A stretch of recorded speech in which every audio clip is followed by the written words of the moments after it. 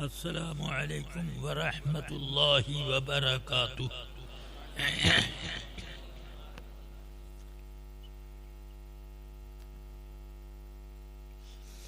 अल्हम्दुलिल्लाह नहमदुहु व नुसल्ली व नुसल्लिमु अला रसूलिहिल करीम व अला आलिहि व अस्हाबिहि अफ़्ज़लस सलाति व अकमलत तस्लीम। अम्मा बाद फ़अऊज़ु बिल्लाहि मिनश शैतानिर रजीम। बिस्मिल्लाहिर रहमानिर रहीम। या अय्युहल्लज़ीना आमनुत्तक़ुल्लाह व कूनू मअस्सादिक़ीन। सदक़ल्लाहुल अलिय्युल अज़ीम व सदक़ रसूलुहुन नबियुल करीम सल्लल्लाहु तआला व सल्लम व बारक अलैहि व अला आलिहि व अस्हाबिहि अफ़्ज़लस सलाति व अकमलत तस्लीम। दुरूद शरीफ नहायत एहतराम और गायते एहतराम के साथ बारगाहे रिसालत में नज़र करें। अल्लाहुम्मा सल्लि अला सय्यिदिना व मौलाना मुहम्मदिन मअदिनिल जूदि वल करम व आलिहि व सहबिहि व बारिक व सल्लिम। रफ़ीक़ान गिरामी, अज़ीज़ान मिल्लत, तकरीर भी बहुत शानदार हो चुकी और तक़दीर से ज़्यादा तारुफ बहुत शानदार दर शानदार होते रहे। अब ऐसे वक्त में आपके सामने हाजिर हूँ कि मेरी आवाज़ भी बैठने लग गई और आँख भी मेरी मुख्तसर होती जा रही है और बंद भी हो जाती है। बहरहाल चंद कलिमात मैं सोते जागते आप हज़रात के सामने अर्ज करूँगा। अल्लाह तबारक व तआला ने सय्यदना आला हज़रत इमाम अहले सुन्नत मुजद्दिदे दीन व मिल्लत इमाम अहमद रज़ा क़ुद्दस सिर्रुहुल अज़ीज़ को ऐसे माहौल में भेजा है कि जिस माहौल में हर तरफ एक न एक तरह की बदअक़ीदगी सर उभार रही थी और कौम को गुमराह करने, बदअक़ीदा बनाने और मुर्तद तक बनाने की फिक्र में गिरोह दर गिरोह लगे हुए थे। अकेले इमाम अहमद रज़ा ने यानी सय्यदना आला हज़रत ने अकेले तमाम फितनों की सरकोबी की और हक को हक आफताब से ज्यादा रोशन होना जाहिर किया और बातिल की का बुतलान बिल्कुल दूध का दूध और मूत का मूत अलग हो गया। ये कैफियत है।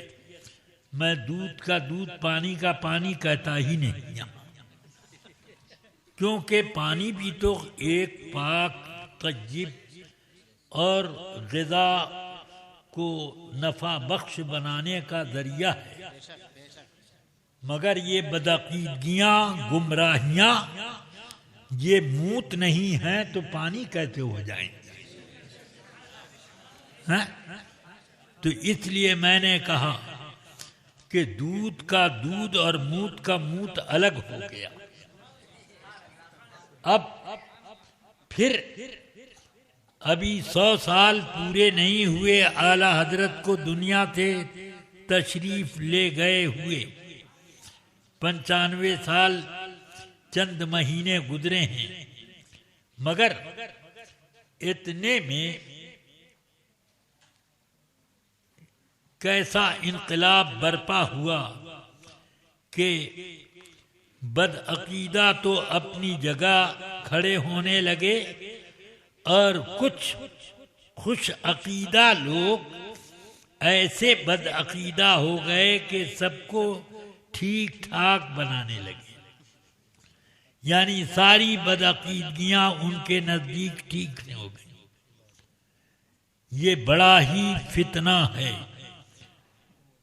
इस दौर में सैयदना इमाम अहमद रजा कुद्दस सिर्रुहुल अजीज और उनके अजिल्ले खुलफाए किराम का दामन थामना अपनी जन्नत की जमानत के लिए लाजिम है,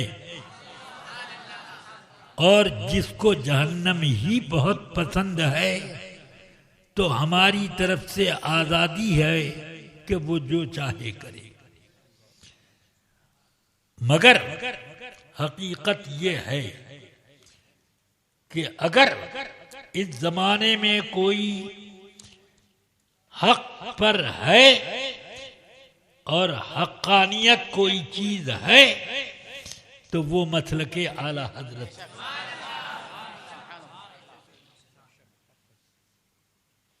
और उसी पर जुड़े रहना जरूरी है। ये मसलके आला हजरत का बनाया हुआ नहीं है, ये सिर्फ नाम और पहचान है। समझ गया? हकीकत वो है कि जो मजहब इस्लाम मेरे आका लेकर आए और आपकी के तशरीफ ले जाने के कुछ ही अरसे के बाद नए नए बदअकीदा पैदा हुए, जबरिया, कदरिया, कर्रामिया, मुअतज़िला, खारजिया, और इस तरह से क्या क्या फितने उठे। और उस जमाने में दीन व मजहब ने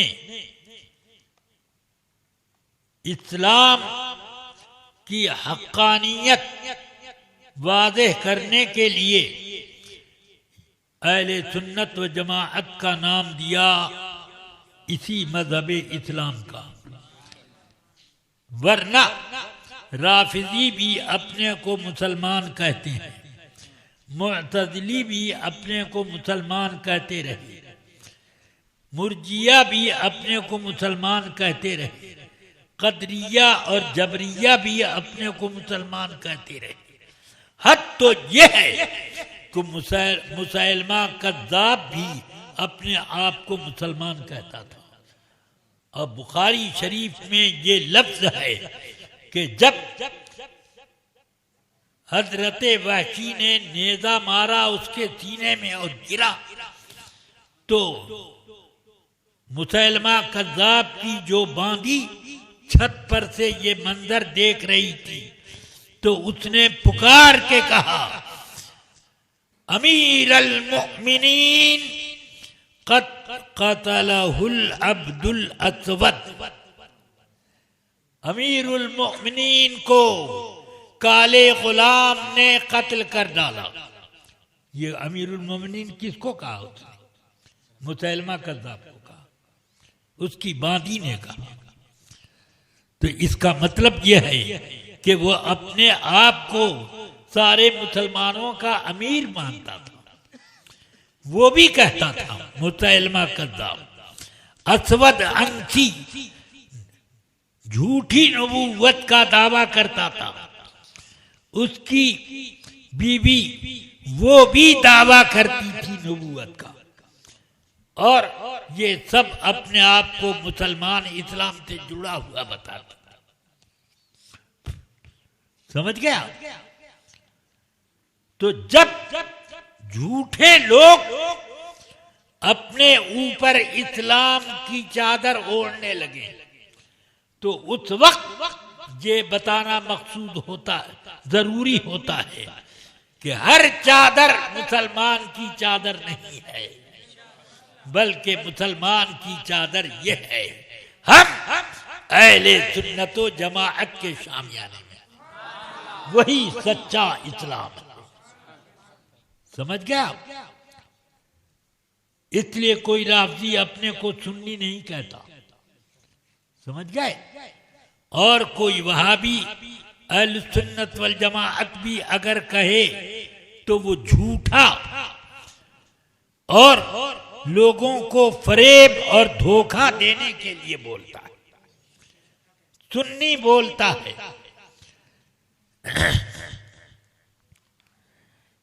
एक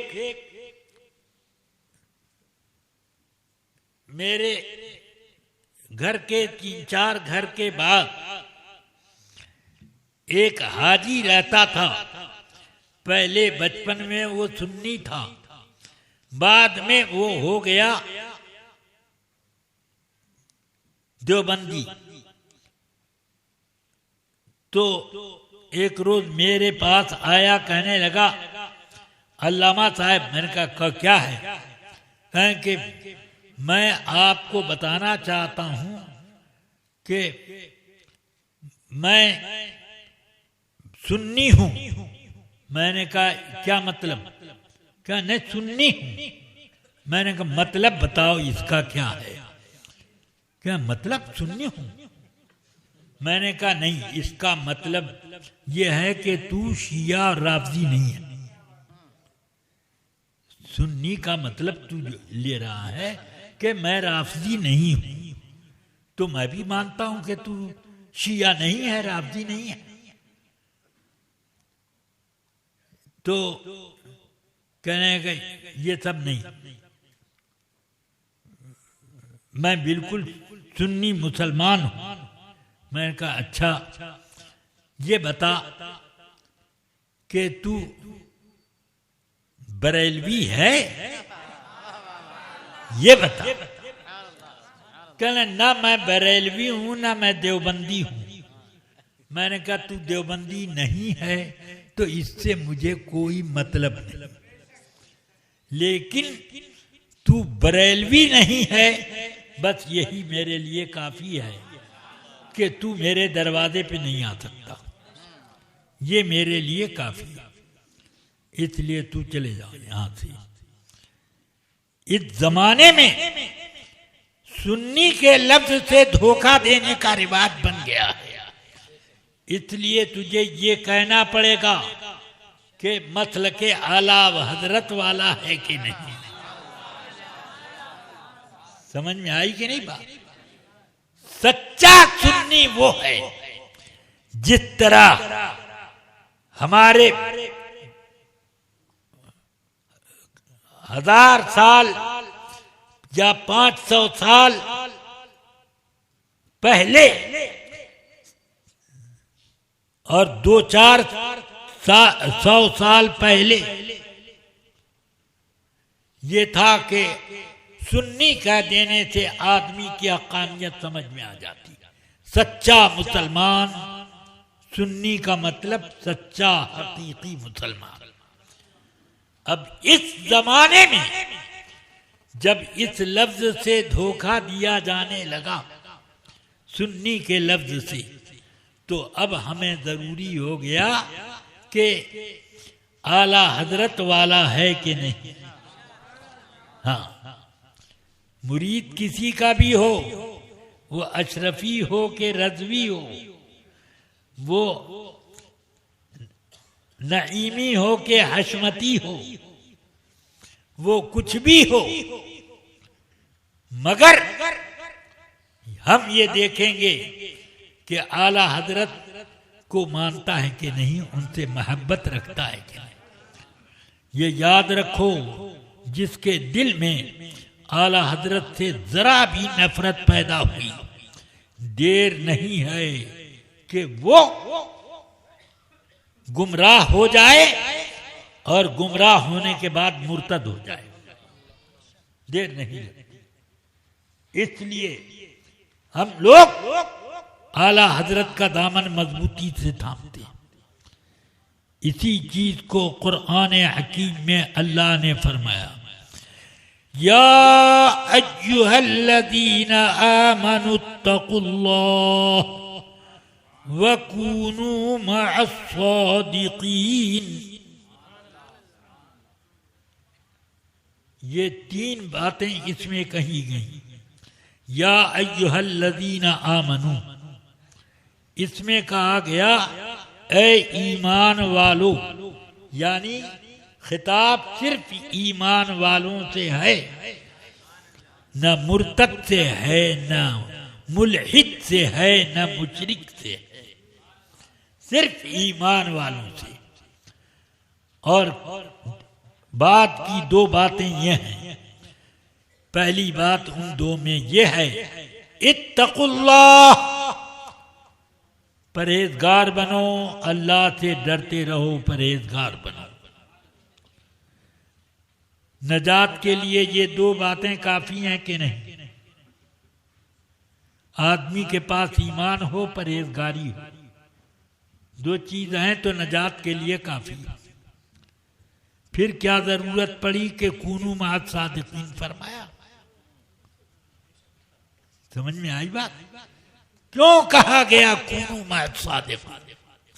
ये इसलिए कहा गया कि आदमी ईमान वाला है, परहेजगार है, मगर इसकी क्या गारंटी है कि उसकी परहेजगारी बाकी रहेगी, शैतान बहकाएगा नहीं है?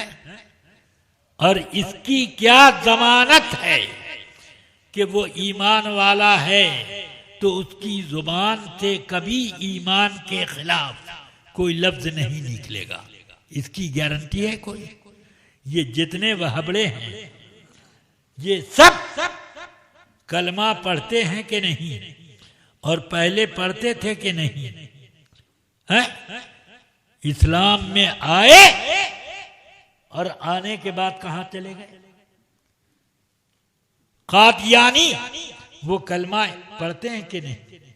मगर उनको काफिर होने में देर नहीं लगी, मुर्तद हो गए। ये इसलिए मैं कहता हूं कि हम लोग मासूम नहीं हैं।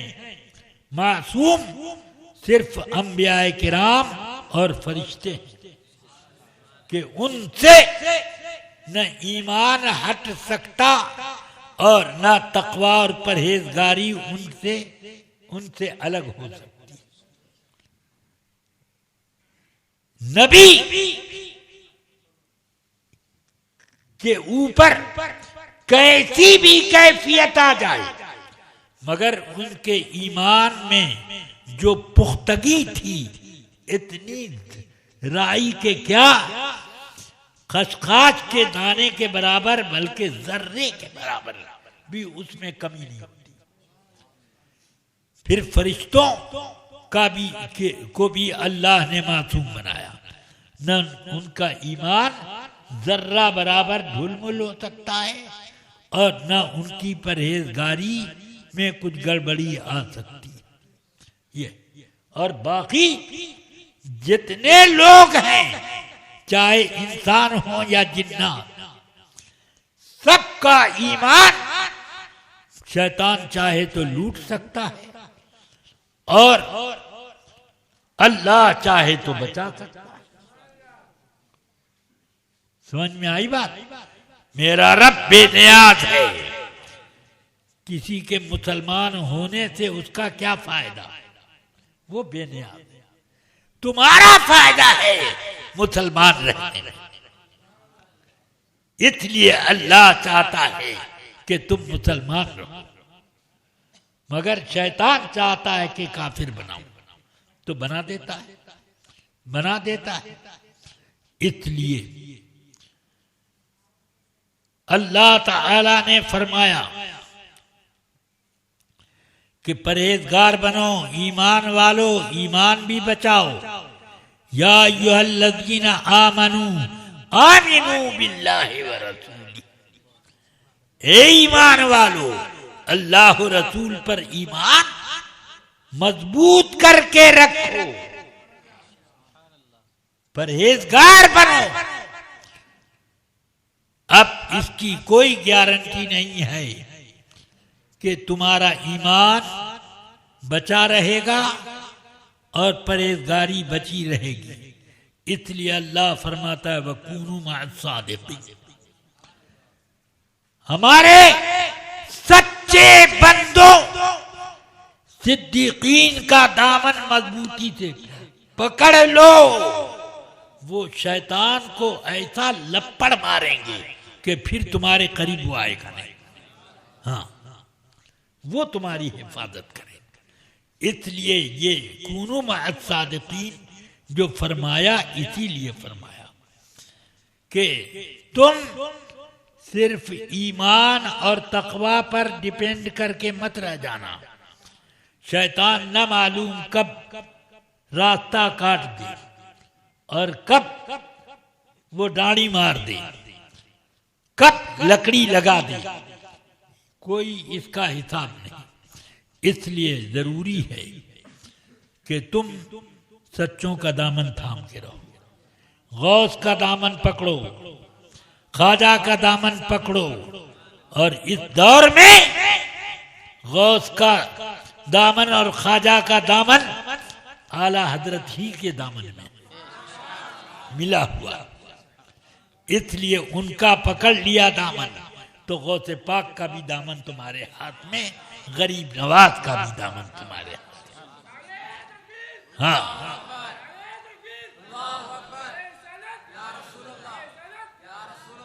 इसीलिए आला हजरत फरमाते हैं या रसूल अल्लाह, तेरे गुलामों का नक्शे कदम है राहे खुदा,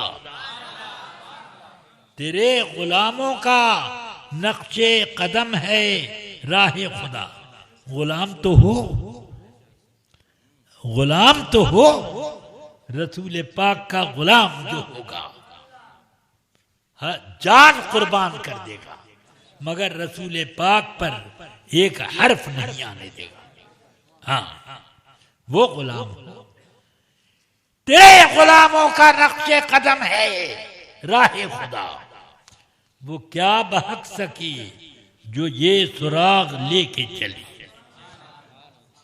तो क्या मतलब हुआ, जिसको ये सुराग मिल गया कि गुलामों का नक्शे कदम राहे खुदा है, अब उसको कोई बहकाना चाहे तो बहका नहीं सकता। हाँ, इसलिए हम ज्यादा जोर देते हैं इस पर। पहले तक़वियतुल ईमान और दूसरी किताबों में, जैसे किताबुत तौहीद इब्ने अब्दुल वहाब ने लिखी, उसमें गौसे पाक की शान में बड़ी बड़ी गुस्ताखियां आती हैं। मगर इस जमाने में देवबंदी लोग न गौसे पाक की शान में कुछ बोलते हैं, न गरीब नवाज की शान में बोलते हैं।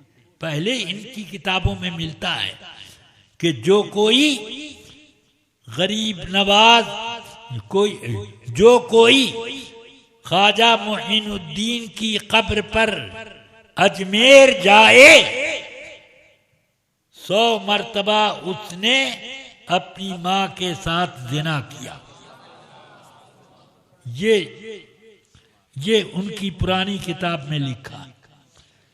तो गौसे पाक को कितनी बड़ी गाली दे दी माद, अरे हजरत गरीब नवाज की शान में कितनी बड़ी गुस्ताखी के उनके मजार पे जाना 100 मर्तबा ऐसी बदकारी के बराबर है। क्या मतलब? उनकी कब्र बदकारियों से भी बड़ी बदकारी है, माअज़ल्लाह। ये मगर इस जमाने में खुद देवबंदी भी वहां जा करके मुल्ला लोग जाता है, हाँ मुल्ला भी जाता है। किस लिए? शिकार तलाश करने जाता है कि वहां से कुछ सुन्नियों को पकड़ करके अपने नरगे में लाए और अपने साथ जहन्नम में ले चले। अकेले जहन्नम में जाने का मजा नहीं आता उसको, चाहता है कि मर्गे अम्बोह जश्ने दारद, जुलूस के साथ वो जहन्नम में जाना चाहता है। समझ गया? हाँ, तो ये इस तरह से ये करते हैं। मगर आप देखोगे देवबंदियों का जितना स्टेज है, हर स्टेज पर आला हजरत के बारे में कुछ ना कुछ कहा जाता है। खूब झूठ हर्राफापन दिखाया जाता है। आला हजरत के खिलाफ क्यों बोलते रहते हैं? इसलिए कि पहले ये था कि जो गौस से कटा अब वो शैतान की झोली में गया, जो गरीब नवाज से कटा शैतान की झोली में गया। अब उनसे मिला भी रहे, उनके कब्र पर जाए, मज़ारात मुक़द्दसा की ज़ियारत करे, तो भी हमें कोई फर्क नहीं पड़ता। अगर आला हजरत का मानने वाला है तब तो उसका ईमान लूटना मुश्किल है, उसको जहन्नमी बनाना मुश्किल है।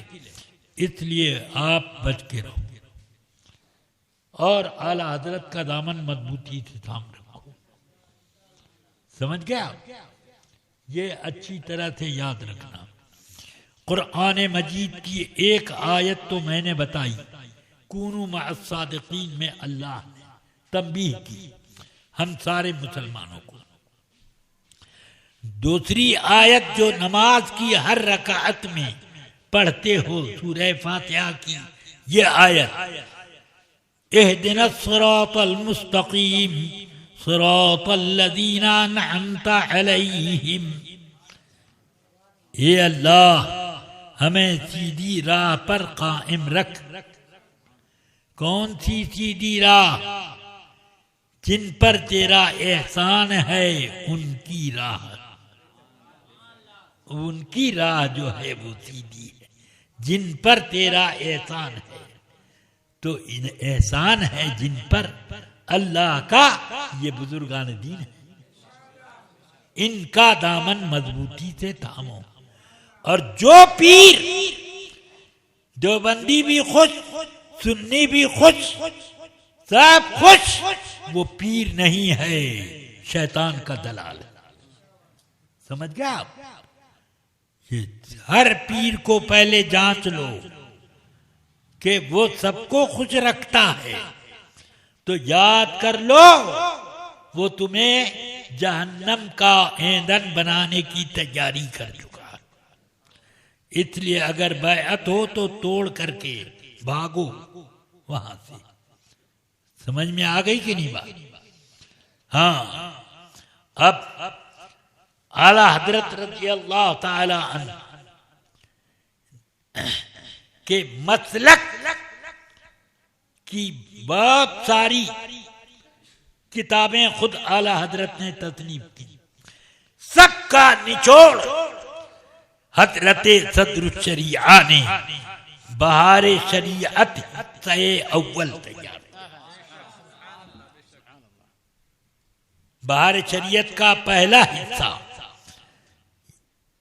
उस पर जो पाबंद हो गया, टनाटन सुन्नी सहीहुल अकीदा, और उसको शैतान बहका नहीं सकता। हमेशा उसके मसाइल का मुताला करते रहो खूब अच्छी तरह। जो जगह समझ में ना आए, किसी अच्छे आलिम से जो महारत इल्म में रखता है उससे उस जगह को समझ लो खूब अच्छी तरह, तो तुम्हारा ईमान बचा रहेगा, मुस्तहकम रहेगा। हजरत सदरुशरिया अलैहिर्रहमा पर आला हजरत को इतना एतमाद था कि अभी आपने बताया कि तकरीर के लिए अपने घर जो 12वीं शरीफ का जलसा करते थे, फरमाया कि आज के जलसे में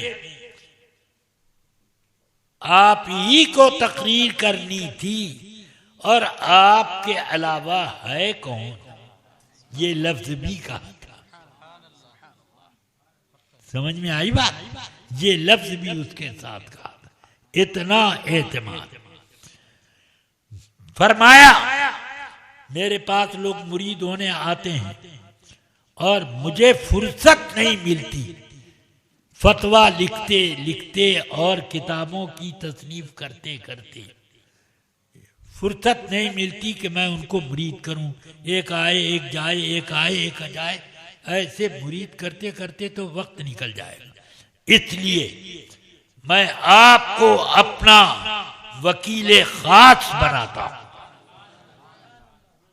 कि जो कोई मुझसे मुरीद होने आए वो आपके हाथ पर मुरीद हो जाए।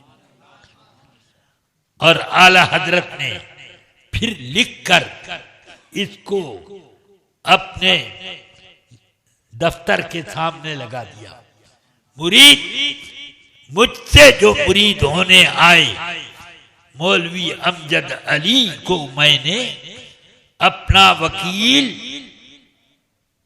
वकील मुरीद करने के लिए बना दिया है। जो उनके हाथ पर मुरीद हो जाए वो मेरे हाथ पर मुरीद हुआ। समझ में आ गई बात? हाँ, इतना एतमाद। उनके दो दो शाहजादगान हैं, इल्म का हिमालय पहाड़, हुज्जतुल इस्लाम, सुभान अल्लाह।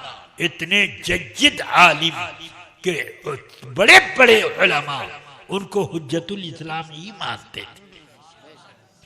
हाँ, और हुजूर सरकारे मुफ्ती आजम जो मेरे पीर भी हैं, मेरे उस्ताद भी हैं, मेरी बहुत सारी इजाजतें, यहाँ तक के इजाजतें खिलाफत सब हुजूर मुफ्ती आजम के फयूज़ बरकात से मुझे मिले। वो हुजूर मुफ्ती आजम सुभान अल्लाह जिनके बारे में आला हजरत ने फरमाया, मेरा ये बेटा वलीयुल्लाह है। जिस रोज पैदा हुए थे उस रोज आला हजरत अपने पीरो मुर्शिद के दरबार में फातिहा पढ़ने के लिए मारारा शरीफ गए हुए थे। वहां आप रात को रुके। सुबह की नमाज के लिए जब मस्जिद की सीढ़ी पर चढ़ रहे थे, आगे आगे कुतुबे जमा सैयदना अबुल हुसैन नूरी मियां अलैहिर्रहमा आगे आगे, पीछे पीछे आला हजरत चले जा रहे हैं। चंद सीढ़ी अभी तय की थी, नूरी मियां रुक गए, मुड़ के कहते हैं, बड़े मौलवी साहब, आला हजरत को बड़े मौलवी साहब फरमाते थे नूरी मियां अलैहिर्रहमा, बड़े मौलवी साहब, आज रात में आपके यहाँ एक बच्चा पैदा हुआ है और अल्हम्दुलिल्लाह वो वली है। ये है मुफ्ती आजम। और इल्म तो उनका समंदर था बहरे ज़खार। तो अब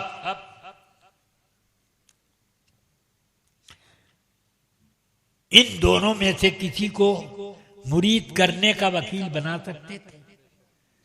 और भी बड़े बड़े अकाबिर उलमा थे।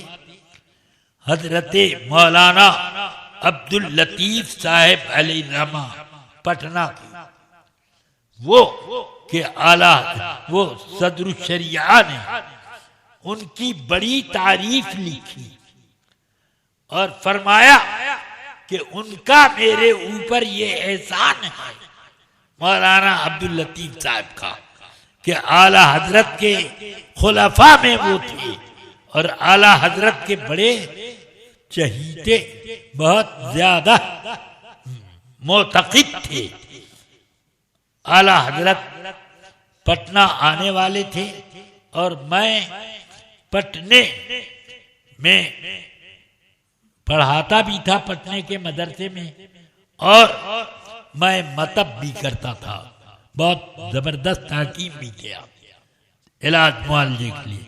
कुछ देर मैं मतब करता था सुबह को, फिर उसके बाद पढ़ाता दिन भर।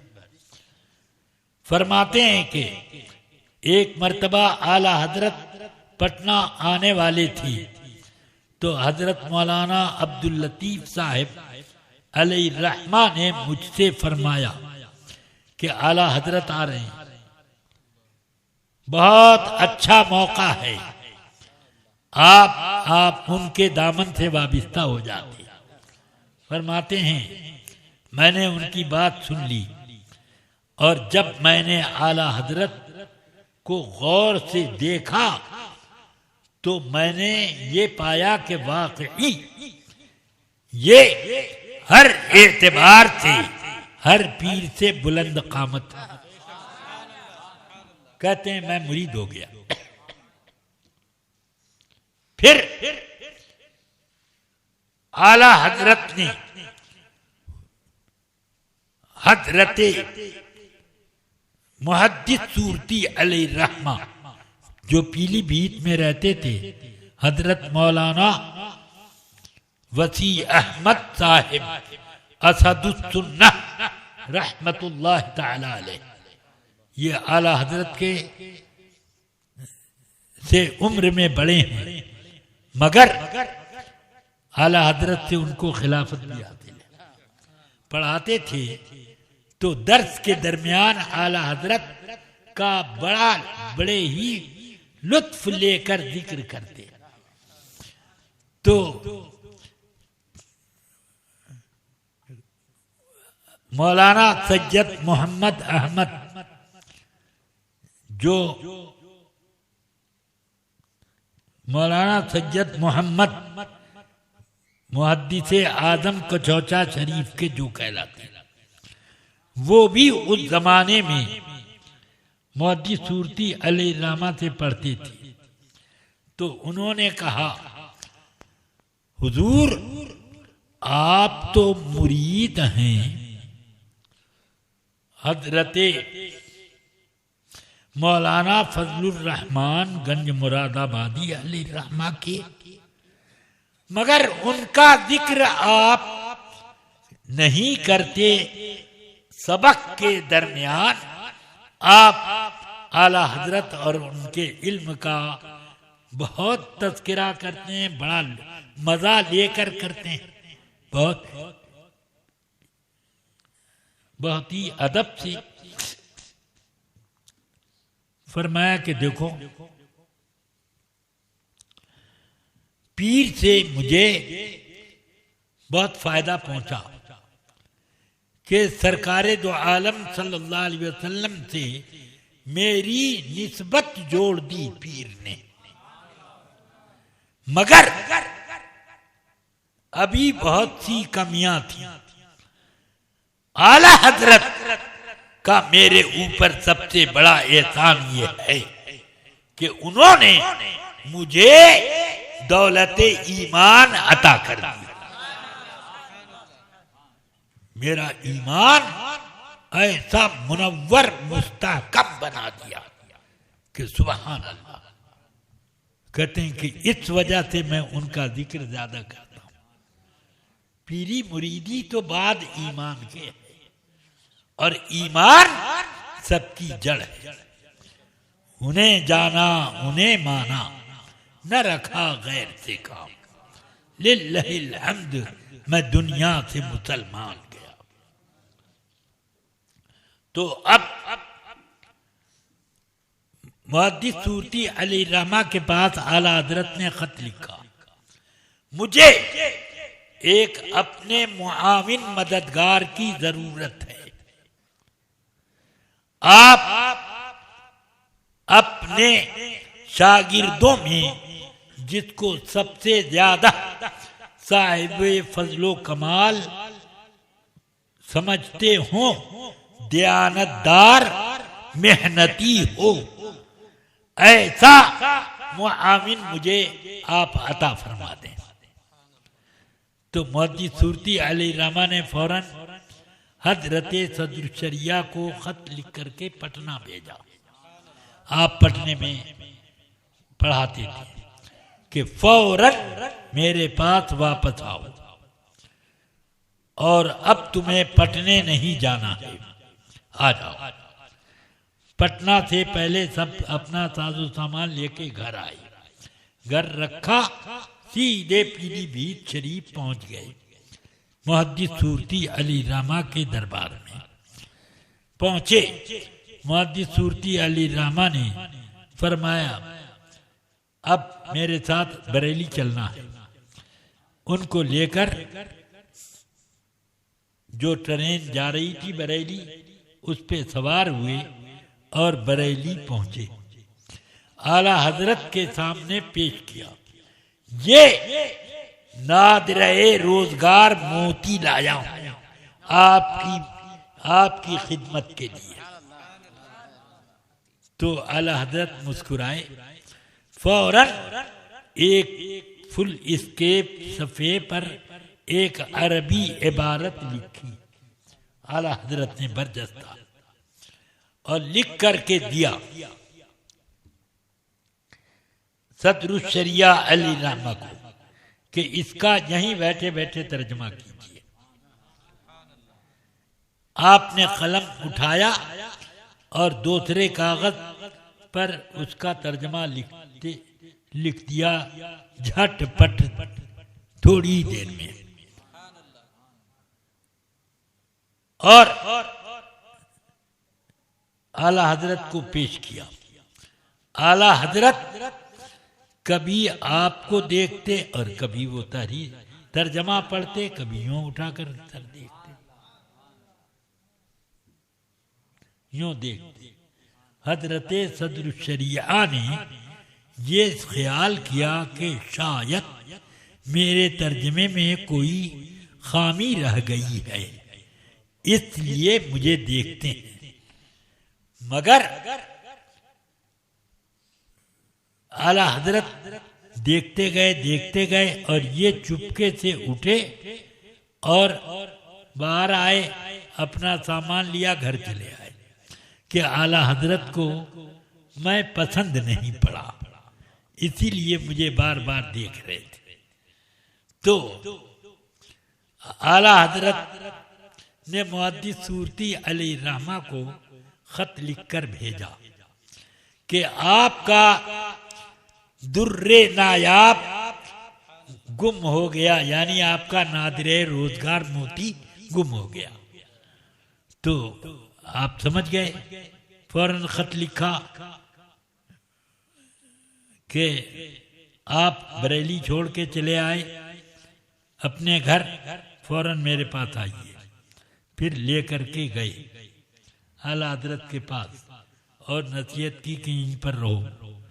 आला हजरत ने सदरुशरिया से फरमाया कि आप क्यों यहाँ से चले गए, आपने तर्जमा बहुत उम्दा किया, इतनी जल्द इतना शानदार तर्जमा आजकल के उलमा नहीं कर सकते। उनको कम से कम 24 घंटे लगेंगे, ऐसे ऐसे मुश्किल अल्फाज इसमें हैं कि बगैर डिक्शनरी में उसको देखे हुए तर्जमा नहीं किया जा सकता, मगर आपने बरजस्ता उठाया कलम और लिख दिया। इल्म आपका मुस्ताज़र है। अल्हम्दुलिल्लाह, आप काम के आदमी हैं। मेरे यहाँ आप तशरीफ रखें, आपको किसी किस्म की तकलीफ न होने दूंगा। आला हज़रत रज़ी अल्लाह ताला अन्हु की किताबों की तबाअत में हजरत सदुल शरिया फरमाते हैं, वहाँ मदरसे में मैं पढ़ाता था, जो तनख्वाह मिलती थी आधी तनख्वाह मेरी आला हजरत की किताबों के छपाने में भी लगती थी। हर महीने ये मेरा मामूल था। अकीदत देखो कितनी है। हम लोग तो 1-2 महीने में थक जाएंगे, मगर आला हजरत के ऐसे मानने वाले सुभान अल्लाह हर महीने ये दे रहे हैं, मगर आला हजरत भी उसी तरह से गोया के बरकतों का खजाना दे रहे हैं। उसी थोड़े से बचे हुए पैसे में उनकी इतनी बरकत हुई कि सुभान अल्लाह, हम सब लोग साहिब इल्म है, हमारा कोई भाई जाहिल नहीं, सब आलिम हैं। हाँ, हमारी बहनें आलिम, सुभान अल्लाह। इसीलिए मुफ्ती आजम के घर की औरतें मैंने खुद अपने कान से सुना, जब छोटा था मैं और पढ़ता था वहाँ हजरत सदुल शरिया के साथ, वो मुझे साथ रखते और पढ़ाते भी थे। तो फरमाया करती थी घर की औरतें कि हजरत सदरुल शरिया बड़े ही खुशकिस्मत हैं, बेटा बेटी पूरा खानदान इनका साहिब इल्म आलिम हैं, दीन के आलिम। और फिर जब मेरी बहनों की शादी हुई तो वहां से ये खबर आई कि सुभान अल्लाह, दामाद भी आलिम। बस अल्लाह तबारक व तआला हम सब के ईमान को सलामत रखे, सुलह कुल्लियों के शर से बचाए।